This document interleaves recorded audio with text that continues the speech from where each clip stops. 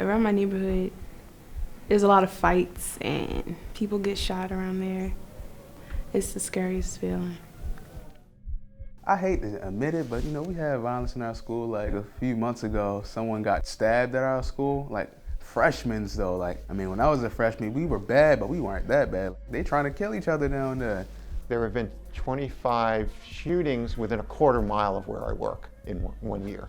We all walk more than a quarter mile just on our normal day, just to get to the bus stop, just to get to the store. And that is stressful. A couple of people from different schools around the area would come up to our school and they would look for certain students and try to bank them in the alleys. They actually broke someone's nose and had to send her to the hospital because of that. I consider my block safe, but if I go 3 blocks west or 3 blocks east or 3 blocks north of my address, it's a bunch of chaos. In the United States, over the last 20 years, we've had fewer homicides. And in Baltimore, up until 3 or 4 years ago, we were reducing our homicides. Now we're back up. We've had more murders in Baltimore this year than New York City's had. And Baltimore has a lot fewer people living in it than New York City. West Baltimore historically has the most violence, but if you look across the city, violence is just spreading completely across the city from east to west. We are definitely seeing the trend not slowing down, it's actually picking up. If you're not aware of Baltimore and the statistics in Baltimore, there is a lot of poverty in Baltimore. Also, there's a lot of drug abuse and trauma in Baltimore as well. The countries that are more unequal have more violence in general and worse health outcomes. And the United States is the richest country in the world, but we still have really bad outcomes and a lot of violence. So when people live in places where there's unemployment, there's difficulties to fund schools, or there's no after-school programs and things like that, but people have access to guns more than they have access to a job, then we're sort of putting our priorities in the wrong place. When people feel like they're stuck in places and they don't have hope and they don't have anything to lose, then they just do whatever it takes to make it through. You got kids who run around who don't have parents because they strung out on drugs, lost their brothers and sisters because they getting gunned down in the streets, they selling drugs, they doing whatever they got to do to survive. Think about how I grew up, how a lot of my coworkers grew up, and the things that we dealt with when we were children, and the way the kids got to deal with some of the stuff now. We ask a lot of kids now to deal with real grown-up problems. When one of my patients who was 6 was struggling a lot, and he was very aggressive at home, and he told me about all the experiences he had had. And one of the stories was when there was that big snowstorm a few years ago. There was a dead body on the street, and because the people couldn't go through the snow, the body was laying down on the street for several days, and the kids would walk by and see it. And he was one of them. My whole family has been affected by violence because of the death of my cousin last year. She was murdered, so it took a really big toll on us personally. My parents raised me more sheltered than a lot of kids because of the things that go on around my neighborhood. I don't go outside a lot. I don't even go to the park behind my house just because of the things that go on back there. It kind of hit me anytime I walk down the street, anything can happen to me. You never think it can happen to you till it does. First time I witnessed a homicide, I was 8. And I seen a dude kill another dude. I knew both of them. Years later, I got to see the dude who actually committed the homicide. And I told him, I said, man, you the first person I ever seen do something like that. And the actual reality was that he was even traumatized by it. That was his response. He was like, man, I was high off that cocaine, and I killed that man for nothing. People take it so lightly now, I guess because in the city we're so used to it. It seems like more and more people just aren't caring about other people's lives, and they find no value in life at all. I've seen my fair share of violence. I think growing up in the city, that's something that you can't really get away from. You see it, it's all around us. But now, when we talk about the murder rate, and last year it was 318 homicides, we don't view those as numbers. We view those as real people, because a lot of times we know the majority of them guys that's getting killed. You'll see a story on the news and you know nothing about it, but it's different when you really know the person. We just had one of our coworkers lose his sister to a homicide on Saturday. In Baltimore, they're affected not just by witnessing violence, but by having violence almost permeate their entire lives. So too many of the children in our communities witness it in their families, and their mothers being beat or being disrespected. You know, I'm still mad at my brother to this day. Like, him and mom got into an argument. I seen him push mom on the ground. I was freaking out. I didn't know what to do. Like, I started to go in there and started to hit him, but at the same time, I was kind of scared. So, like, I picked the phone up and tried to call 911. But mom came in there, took the phone, like, he stormed out the house and all that. Every time I think about it, like, you went too far. You could have just left like a man instead of trying to go back and forth with the woman who gave you life. And there's lots of forms of violence. There's also the physical violence, but there's a lot of the psychological violence. And one of the big issues in Baltimore City is people not really respecting our young folks and not really seeing them as important individuals. And even they themselves sort of start disrespecting themselves and not thinking of themselves as important. If you keep putting youth to the side and labeling them as troublemakers, it's not going to help anything. Offering to sit down with a young person and talk to them and really see where their mind is at, and not just asking fake questions, but really just expressing to them that you want to hear them talk and want to know how they feel about their city, how they feel about their community, and really just, wanting to make a difference. I think the trauma that violence causes, the after effects, the trauma leaves, is really what affected probably me the most in seeing it in other people. So there's a lot of ways in which violence affects children and adolescents. A lot of the kids that experience violence in either at home or in their communities, symptoms are mostly disruptive behaviors or depression or ADHD, problems concentrating and impulsivity where you can't control yourself and you sort of act out without thinking, and hyperactivity. And there's people that have studied these closely, and they think that the more violence or the more what we call trauma you have experienced in your life, the more disorders you'll present. There's lots of different impacts on violence. Some people are so traumatized by it that they actually shut down and they become very withdrawn. There was a young girl who was sitting on a porch in Baltimore, and the 3-year-old who was living next to her got killed. And this girl who was inside the porch at the time of the shooting, but 20 minutes earlier had been outside talking to the girl, got so traumatized she wouldn't go out of the house because she was saying, a couple minutes earlier, and that could have been me who got shot. I think it affects youth, or it affects just the overall population or the communities that we're in. You see the drug use, you see all that type of stuff just going up through the roof.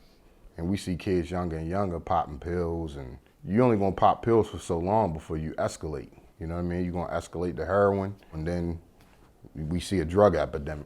I just think violence leaves a nasty trail in any community that it sweeps through. And then if it's like the common way of life every day, you could see it in how aggressive people are, how untrusting people are, how skeptical they are.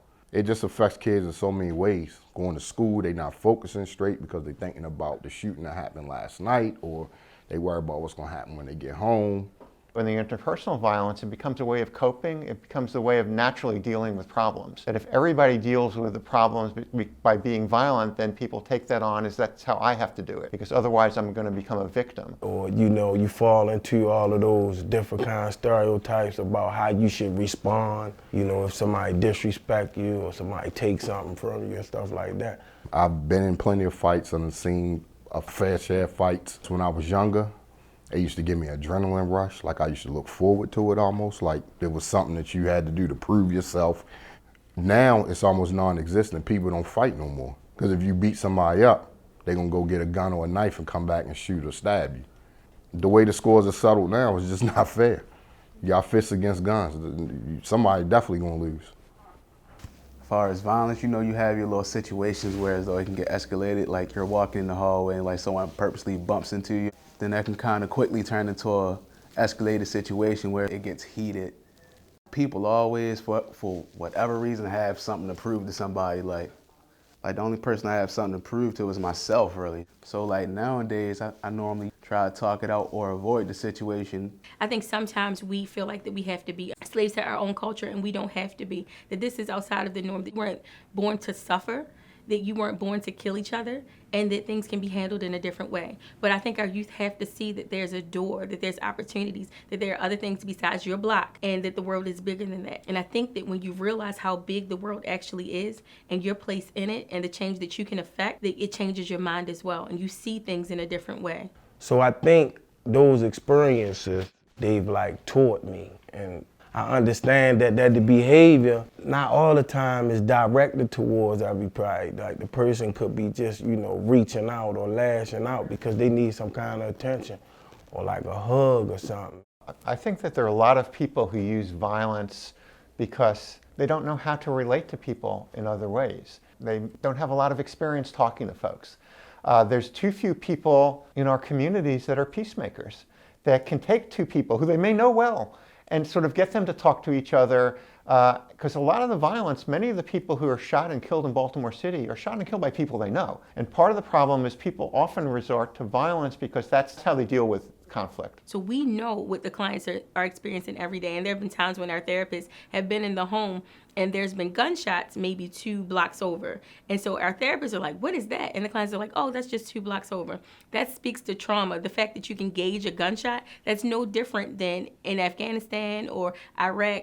The fact that children know how far away just based on hearing a gunshot is. And so we're trying to make sure that we address that and make people understand that that is trauma and that these people are experiencing trauma. And we're addressing that to try to change the environment. So we don't just want to change that one client. We want to change families. We want to change communities. But we're doing that through mental health services. Part of the reason why we developed the clinic was specifically for the people of Baltimore to bring healing to those people because there's more to be done. We want to affect change in the communities as well.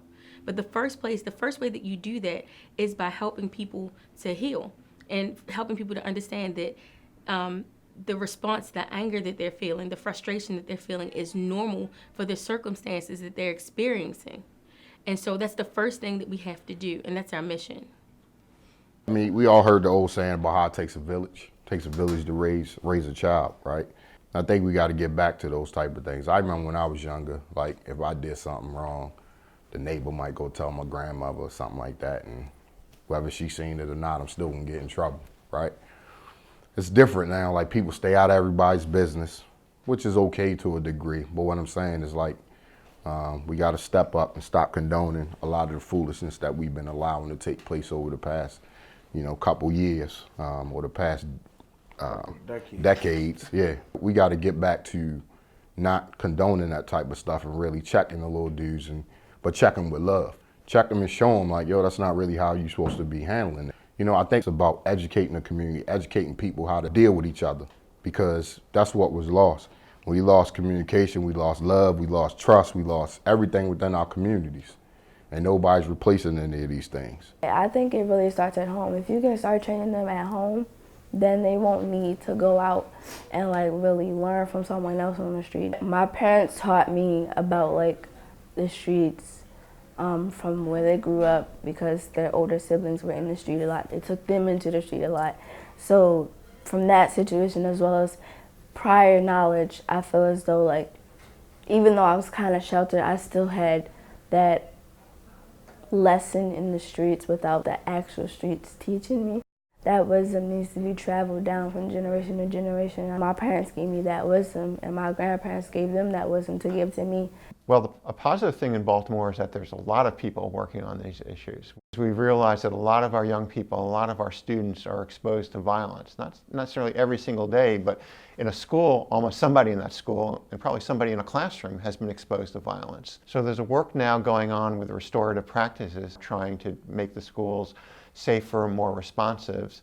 And then they're also trying to make the teachers and other people more sensitive. Getting the teachers to understand some of the context and the experiences the students have so they can at least encounter them, relate to them, recognize that the interactions that they're getting are not an interaction with them personally, but they're interacting with the experiences that the child's had, and then try to make the school and the classroom a more positive place. Have more positive reinforcements, not just dealing with short-term negative interactions. So our school offers counseling support and student support. Just if the students are having a hard time with pretty much anything, they can always go to the counselor. Every morning we gotta go through metal detectors, right? That's one way they try to tame the violence.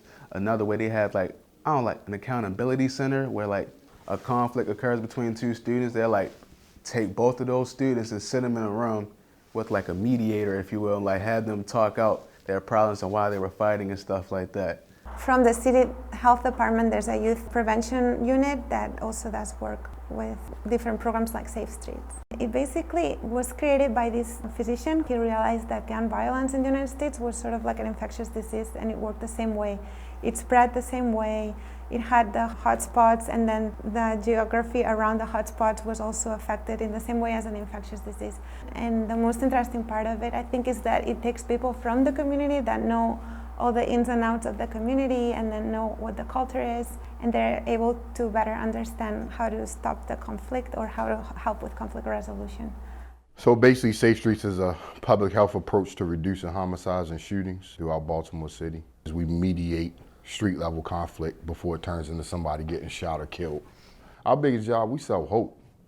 You know what I mean? We go out there and we sell hope all day. Hope that there is something better for you tomorrow, maybe even later today if you give me enough time. Well, I'm with another nonprofit organization called Baltimore Youth Organizing Project, and recently we've had an action meeting with the mayor to hold her accountable for the promises that she's made to us and the youth. So we want it to be, publicly known, like you said this, about violence, after-school programs, recreational centers, and funding for schools. We want to make sure you hold on to your word. We need everybody in the city to get the mayor and the city council to understand that we have to clean the streets up and clean the violence up from the ground up and not from City Hall down, because the people that are making the decisions don't even understand what's going on the corners. The people that's making the decisions, they're not on the corners. So we need strong community organizations holding different kinds of workshops. We need strong community associations partnering with work and job readiness programs. But the stuff has to be brought to the community. People shouldn't have to leave their community to go do the things that they need to do to help themselves, because we understand that this population people have challenges. And you have guys who can't go to West Baltimore because of some of those challenges. You have guys who can't go to East Baltimore for some of those challenges. So what we have to do is we have to bring the resources to the neighborhood. We got to hold people accountable across the board, whether it be in government, whether it be in our communities, our neighborhoods, our schools. We just got to hold people accountable for doing their part. Everybody has value in what we call our violence interrupters credible messengers, right? But we need credible messages in all arenas. So we need those credible messages in the business field. We need those credible messages in politics. We need credible messages on the streets. We need credible messages everywhere to spread the message that shooting and killings are not normal. And then two, there's a need for more grassroots intervention programs like Safe Streets. I think the future in Baltimore is bright. I think that if in Baltimore, when we realize who we are and we realize what we can do and we realize the power that we things will begin to change in Baltimore. I have the utmost confidence in Baltimore. I grew up here, so I know that good things come out of Baltimore and beautiful things come out of Baltimore, but we just have to realize that ourselves and begin to make the changes. Nobody's coming to save us. We have to do it.